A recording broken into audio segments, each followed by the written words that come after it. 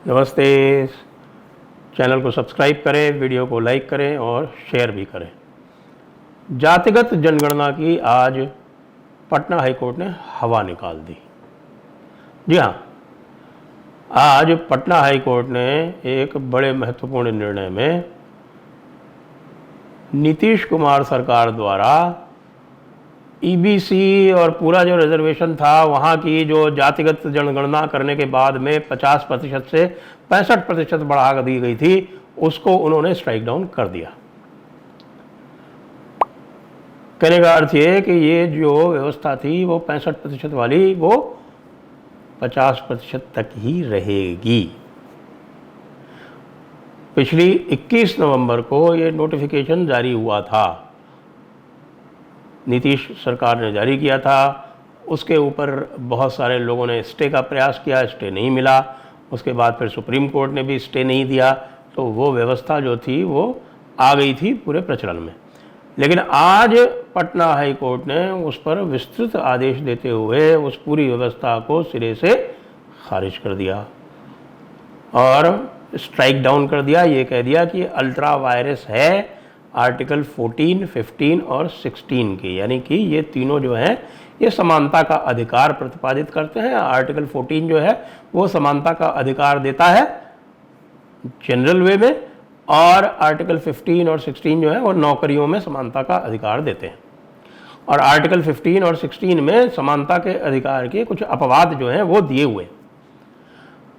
अब ये देखें कि किया क्या था। जातिगत जनगणना करने के बाद में आरक्षण की सीमा 50% से 65% किस प्रकार बढ़ाई गई थी। अच्छा, इसमें यदि जो हॉरिजॉन्टल रिजर्वेशन है, आप जानते हैं ना, एक हॉरिजॉन्टल रिजर्वेशन भी होता है, एक वर्टिकल रिजर्वेशन होता है। हॉरिजॉन्टल रिजर्वेशन होता है वो कि किसी एक कैटेगरी में किसी और दूसरी जो उनकी सब कैटेगरीज को जो रिजर्वेशन दिए जाते हैं उनको हॉरिजॉन्टल रिजर्वेशन देते हैं, तो वो 10% मिला लें तो 75% रिजर्वेशन हो गया और 25% जो है वो सामान्य वर्ग के लिए खुला रह गया। अब ये जो 65% है इसमें इन्होंने क्या किया था, देखिए पहले इनके 33% रिजर्वेशन हुआ करता था। 33%, 50% जो था वो रिजर्वेशन हुआ करता था। किस प्रकार से होता था कि 16% schedule caste, 1% scheduled tribe. Scheduled tribe जो है वो है नहीं बिहार में अधिक, और थोड़ी बहुत जो है ये गया इत्यादि के इलाके में जो मिलता हुआ है झारखंड से, वहाँ पाई जाती है। इसके अतिरिक्त अधिक है नहीं। केवल एक शेड्यूल्ड ट्राइब रिजर्व सीट है पूरे 243 सीटों में से असेंबली की। अब 16% शेड्यूल कास्ट था, 1% शेड्यूल ट्राइब था। इसके अतिरिक्त 18% ईबीसी था और 15% ओबीसी था, यानी 33% और 16 और 1 17%, ये मिला के कुल 50% हुआ करता था। अब उसमें इन्होंने क्या किया कि 16 से बढ़ाकर तो कर दिया, जो 16% आरक्षण था उसको बढ़ा के कर दिया 20%, यानी शेड्यूल कास्ट का कर दिया 20%, शेड्यूल ट्राइब का कर दिया 1 से 2%, ईबीसी का कर दिया 18 से 25% और ओबीसी का कर दिया 15 से बढ़ा के 18%। ये हो गया कुल 65%। अब आप ये बताएं कि 65% आरक्षण के बाद सरकारी नौकरियों में क्या बचा रहता है। वैसे भी सरकारी नौकरियां आजकल बहुत कम मिलती हैं, और सरकारी नौकरियों का जो ये पूरा अर्थ है वो इस प्रकार का कर दिया है, मानो सरकारी नौकरियां जो हैं वो रेवड़ियों की तरह हैं और वो लोगों के केवल आर्थिक उत्थान के लिए दी जाती हैं, न कि जनता की सेवा के लिए।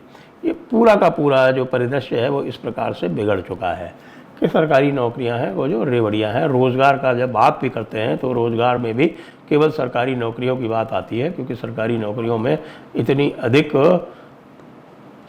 सुविधा दे रखी है, इतनी अधिक सुरक्षा दे रखी है, और ख़ास तौर से क्लास 3 और 4 में जो मार्केट रेट्स हैं उससे 5-5, 10-10 गुनी तनख्वाहें दी जाती हैं।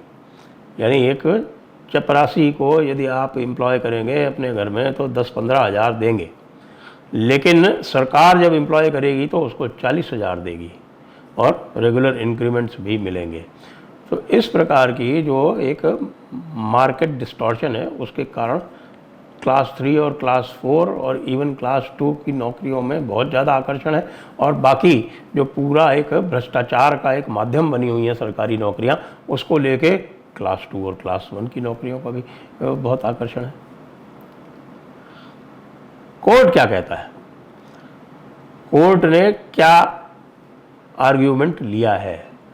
देखिए, इंदिरा साहनी में जब 50% का जब इसका जो डेफिनेटिव जजमेंट है, इसकी यदि आपको हिस्ट्री बढ़ाएं हैं तो सबसे पहले एक केन टॉमस का एक जजमेंट आया था, वो सन 77 का है शायद, वो 7 जजेस की बेंच का जजमेंट था। उसके बाद फिर जो है डेफिनेटिव जजमेंट इंदिरा साहनी वाला, जब इन्होंने मंडल कमीशन लागू किया और मंडल कमीशन के बाद में आंदोलन हुए, युवाओं ने आत्महत्याएं की, आत्मदाह किए, उसके बाद फिर उसके ऊपर रोक लगा दी कोर्ट ने। रोक लगाने के बाद में फिर 1995 में, या मेरे ख्याल से 1995 में इंदिरा साहनी जजमेंट आया था, शायद 1994 में आया था, 1995 से वो लागू हुआ था।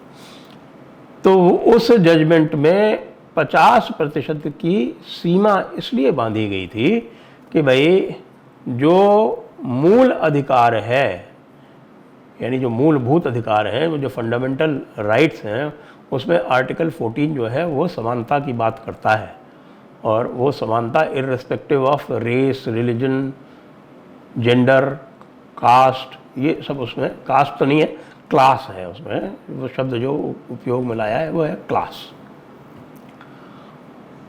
अब बात यह आई यहाँ पर कि भाई 50% से यदि अधिक हो गया तो ये तो भाई जो एक्सेप्शन है वो रूल बन गया। यानी आपने एक्सेप्शंस दे रखे हैं कि आप एक्सेप्शन से भाई शेड्यूल कास्ट, विमेन इत्यादि के लिए आप विशेष प्रावधान कर सकते हैं, और बैकवर्ड क्लासेस के लिए आप विशेष प्रावधान कर सकते हैं, लेकिन उसकी सीमा क्या होगी? अगर वो एक्सेप्शंस जो हैं वो 50% से अधिक हो जाएंगे तो फिर एक्सेप्शन तो जो दूसरी बात है ना, जो जनरल क्लास की जो अनरिजर्व कैटेगरी है, वो एक्सेप्शन हो जाएगी, वो रूल हो जाएगा। तो इसलिए 50% की ये सीमा बांधी गई थी, और ये कहा गया था कि भैया एक्सेप्शन रूल नहीं हो सकता, इसलिए इसको 50% से कम ही दिया जा सकता है। अब इसको बिहार में इसका उल्लंघन कर दिया गया। बिहार में आपको पता है कि जातीय राजनीति किस तरह चलती है। आज भी बिहार में यदि आपको किसी भी चुनाव का परिणाम निकालना हो तो बहुत सीधा सीधा वहाँ पर गणित होता है कि भाई आप जो है वो जातियों की गणना कर लीजिए और उसके हिसाब से निर्णय कर लीजिए, और उसके हिसाब से आप परिणाम निकाल लीजिए। आज भी वहाँ पर जाति इस बुरी तरह से हावी है। अब यह क्यों हावी है, विशेषकर बिहार में ऐसा क्यों है? अन्य स्थानों पर तो आप देखते हैं कि वो कोई भी जाति 100% अपने हिसाब से वोट नहीं देती, लेकिन यहाँ पर तो 100% जो है वो अपने नेताओं के हिसाब से ये वोट देते हैं। तो इसलिए ये बहुत ही आवश्यक था कि इस पर पटना हाई कोर्ट ने जो जजमेंट दिया है वो अब पूरे देश के लिए एक नज़ीर बनेगा, एक उदाहरण बनेगा।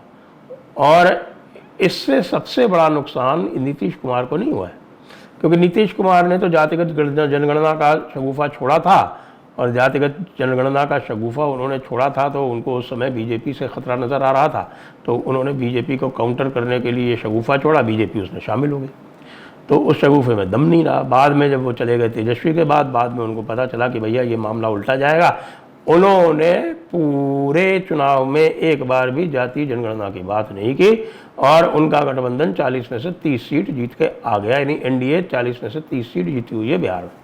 तो इससे स्पष्ट हो गया कि उनका कोई जातीय जनगणना की तरफ कोई विशेष प्रतिबद्धता नहीं थी। उसको ले उड़े कौन? हमारे राहुल गांधी जी, अपू महाराज, और उन्होंने चारों तरफ जातीय जनगणना की ही बात नहीं की, बल्कि पूरी तरह से जो नक्सलवाद की जो अवधारणा है कि वो वेल्थ रीडिस्ट्रीब्यूशन करेंगे, उसकी भी बात कर डाली। आज पटना हाई कोर्ट ने उसका कुछ सीमा तक तो पटाक्षेप कर दिया है, क्योंकि ये इसका अंत नहीं है। अभी पार्टियां जो है सुप्रीम कोर्ट में जाएगी, बिहार सरकार को भी जाना ही पड़ेगा। अपने लोगों को ये दिखाने के लिए कि भाई जो है वो पूरी तरह से उनके प्रति प्रतिबद्ध है, तो वो जाएंगे ऊपर सुप्रीम कोर्ट में। लेकिन आज की डेट में तो ये भाई मामला जो है वो खलास हो गया और अब जातीय जनगणना की मुहिम को एक बहुत बड़ा धक्का लगा है। अब हमारे पप्पू जी किस मुद्दे को लेकर आगे जाएंगे। वैसे कहें कि हरियाणा सरकार ने भी इसी तरह कुछ ट्राई किया था, आपको ध्यान हो, उन्होंने 75% आरक्षण जो था वो लागू कर दिया था हरियाणा के डोमिसाइल के लिए, हरियाणा के मूल निवासियों के लिए उन्होंने लागू कर दिया था प्राइवेट सेक्टर में। वो भी उड़ा दिया गया, वो भी हाई कोर्ट ने उड़ा दिया, सुप्रीम कोर्ट ने भी उसको बरकरार रखा है। अभी तक फाइनल हियरिंग शायद होगी, लेकिन उसके ऊपर वापस स्टे नहीं दिया। तो ये जो बार बार ये पॉलिटिशियंस अटेम्प्ट करते हैं, उस पर ये कोर्ट्स के जो निर्णय हैं वो बहुत महत्वपूर्ण है और हमें इस बात को स्वीकारना होगा कि नेताओं को असीमित शक्तियां नहीं दी जा सकती संविधान से छेड़छाड़ करने के लिए। और जिस संविधान की दुहाई दे रहे थे राहुल गांधी, उसी संविधान को छेड़छाड़ करके और पूरी तरह से उसका परिदृश्य बदलने, उसकी शक्ल बदलने की बात भी कर रहे थे साथ में। अच्छा हुआ कि यह निर्णय आया। जय हिंद, जय भारत, वंदे मातरम।